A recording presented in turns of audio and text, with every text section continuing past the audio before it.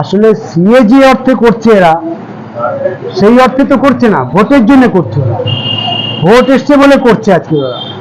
এটা তো করার কথা ছিল, নিয়ম অনুযায়ী পার্লামেন্টে যখন বিল সই হয় তার 5 মাসের মধ্যে সেটা কার্যকরী করতে হয়। তাহলে পার্লামেন্টে সই হয়ে আজকের 1 বছর হয়ে গেল, 1.5 বছর হয়ে গেল। এই রাজ্যের সরকার যে বলছে আজকে বিরোধিতা করছে যে মমতা ব্যানার্জি, সে তো আজকে ডিটেনশন ক্যাম্প করেছে, বাড়িগুলোকে তৈরি করেছে, এই রাজ্যের সরকার করেছে। তাহলে যে রাজ্যের সরকার এইখানকার লোকগুলোকে ডিটেনশন ক্যাম্পে ঢোকানোর জন্য খামার তৈরি করছে, সেই রাজ্য সরকার আজকে বিরোধিতা করছে। আসলে ওটা একটা নাটক তৈরি করছে মানুষকে ভুল বোঝানোর জন্য, তার পক্ষ থেকে মানুষ যাতে সরে না যায়। আসলে সিএ আমরাই বরাবরই বিরোধিতা করছি। সিএ কেন মানবো বলুন তো দেখি? আমাকে সার্টিফিকেট দেবে আমি নাগরিক কিনা, দেশের নাগরিক কিনা? আমার পাশে প্রাক্তন লিডার বসে আছেন এখানে, উনি নাগরিক কিনা, দেশের প্রধানমন্ত্রী সার্টিফিকেট দেবে, সেটা মানতে হবে। দেশটা এই জায়গায় গেছে, সংবিধানে তো এরকম কথা বলেনি, এটা মানা যায় না। সেই জন্যই আজকে সিএ বিরোধী প্রতিবাদ হচ্ছে। আপনাদের খুব মনে আছে 77 সালে বামফ্রন্ট সরকারটা আসে, সন্দেশখালী তেভাগার আন্দোলন বিরাট ইতিহাস। সন্দেশখালীতে এর আগে কখনো হিন্দু মুসলমান ছিল না, আজও নেই। তাহলে যেখানে হিন্দু মুসলমান নেই, হিন্দু মুসলমান সকলে মিলে একজোট হয়ে ওই এলাকার পঞ্চায়েতের যত উন্নয়ন হয়েছে তা একসঙ্গেই তারা করেছে। ওখানে দেখলে বুঝতে পারবেন 25% হচ্ছে আদিবাসী, 25% হচ্ছে মুসলমান, বাকিটা হচ্ছে হিন্দু। তাহলে আদিবাসীদের বাড়িতে যখন টুসু পুজো হয়, শহরেই পুজো হয়, তখনও মুসলমান অন্য অন্য সম্প্রদায়ের লোকজন তাদের বাড়িতে গিয়ে একই সঙ্গে খায় এবং সেই উৎসবটাকে আরো আলোড়িত করার জন্য যত রকমের সাহায্য তা তারা করে। তার মানে এই সমস্ত উৎসব প্রমাণ করে দেয় সন্দেশখালীতে হিন্দু মুসলমান নেই। আজকেও কেন হিন্দু মুসলমানের কথা আসছে? কেন আসছে? আজকের যে ঘটনা ঘটেছে সেই ঘটনাটাকে আড়াল করার জন্যই, বিজেপি জায়গা করে নেওয়ার জন্যই আজকের হিন্দু মুসলমানের কথা নিয়ে আসছে। আমি বলে দিই আপনাদেরকে, ওখানে শিবু হাজরা, উত্তম সর্দার হচ্ছে আদিবাসী পরিবারের একটা ছেলে, শিবু হাজরা হচ্ছে শিডিউল কাস্টের ছেলে। আর শিবু হাজরা যে পার্টি অফিসে থাকতো, সেই পার্টি অফিসে দিনের পর রাতের পর রাত মা বোনেদেরকে ডেকে নিয়ে এসে নির্যাতন করা হয়েছে। এবার কি বলবে? মুসলমানরা করছে কেবলমাত্র হিন্দু মুসলমানের একটা বিভেদ তৈরি করার জন্য, ভোটের জন্য এটা করছে। 1, 2 হচ্ছে সন্দেশখালীর বিভিন্ন দ্বীপ এলাকাগুলোতে শাহজাহান আছে। শাহজাহান যদি সিপিএম করবে, তাহলে 77 সালের পর 34 বছর তারা রাজত্ব চালিয়েছে। দিদিমণি বলেছিল ক্ষমতায় আসলে ওদের সবাইকে কোমরে দড়ি দিয়ে তারা জেলে ঢোকাবে, জেলে জায়গা হবে না।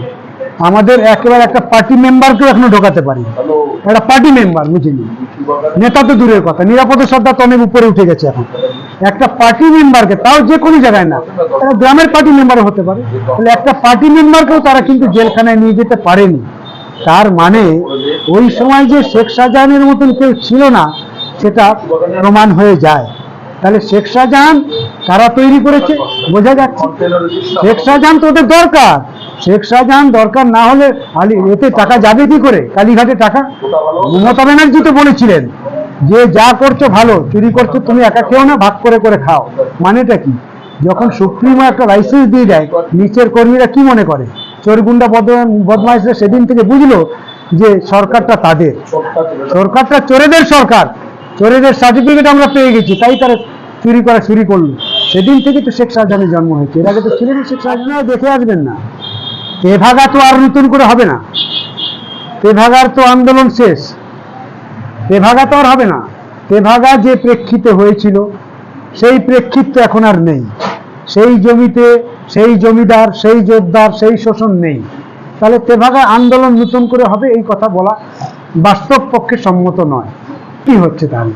তৃণমূলের যে অত্যাচার, সেই অত্যাচারে মা বোনেদের দেয়ালে যখন পিঠ থেকে যায়, যখন সেই লাল ঝান্ডার শক্তি দুর্বল হয়ে যায়, তখন সন্দেশখালীর মা বোনেরা নিজেরা নিজেদের দায়িত্ব কাঁধে তুলে নিয়েছে।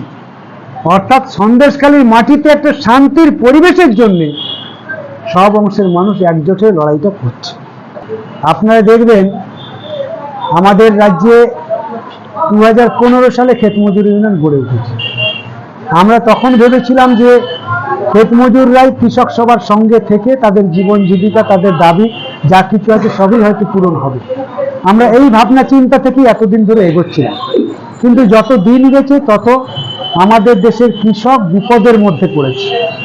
দেশের সরকার 15টা পঞ্চবার্ষিকী পরিকল্পনা চলে গেছে, কিন্তু কৃষকদের স্বার্থে কোনো আইন আজও পর্যন্ত তৈরি করেনি। তাহলে দিনের পর দিন কৃষকদের বিরুদ্ধেই আইন তৈরি করার চেষ্টা করেছে দিল্লির সরকার।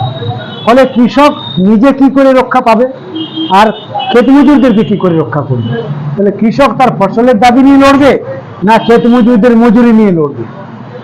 ফলে এখন প্রয়োজন হয়েছে পশ্চিমবঙ্গে ক্ষেত মজুরদের একটা আলাদা সংগঠন গড়ে তোলা, যে সংগঠন তাদের 100 দিনের কাজ, তাদের মজুরি, তাদের বেঁচে থাকার অধিকার, তাদের ঘরের দাবি, তাদের স্যানিটেশনের দাবি, তাদের লেখাপড়ার দাবি, তাদের মা বোনেদের মর্যাদা রক্ষার দাবি, এই সবগুলো তাদের সংগঠন থেকে তারা করতে পারবে। সেটাই হচ্ছে আজকে। সেই দাবিগুলো পুষ্ট হয়েছে। আপনারা দেখবেন হাওড়াতে ক্ষেত মজুরদের সভা হয়েছে, কলকাতাতে ক্ষেত মজুরদের সমাবেশ হয়েছে। অর্থাৎ যে ক্ষেত মজুররা আজকে বোঝা যেত না গরিবরা সিপিএম এর সঙ্গে আছে কিনা, এখন তারা বুঝতে পারছে, তৃণমূল বিজেপি বুঝতে পারছে যে না, গরিবরা সিপিএম এর সঙ্গে আছে। সেই জন্যই তো আপনাদের অনেক মিডিয়া ছবি তুলে তুলে দেখানোর চেষ্টা করেছিল গরিবের বাইরে কারা এসেছে, কিন্তু সব নিউজে ধরা পড়েছে অসংখ্য গরিব ক্ষেত মজুররাই কলকাতায় গেছে। তাই তো আজকে তৃণমূল বিজেপির এত দুশ্চিন্তা যে গরিবরা ঐক্যবদ্ধ হচ্ছে, আর গরিবরা জোট বাঁধলে তৃণমূল বিজেপির যে বাইনারি সেটা ভেঙে যাবে, অটোমেটিক ভেঙে যাবে। সেই জন্যই তাদের লক্ষ্য এখন গ্রামের দিকে।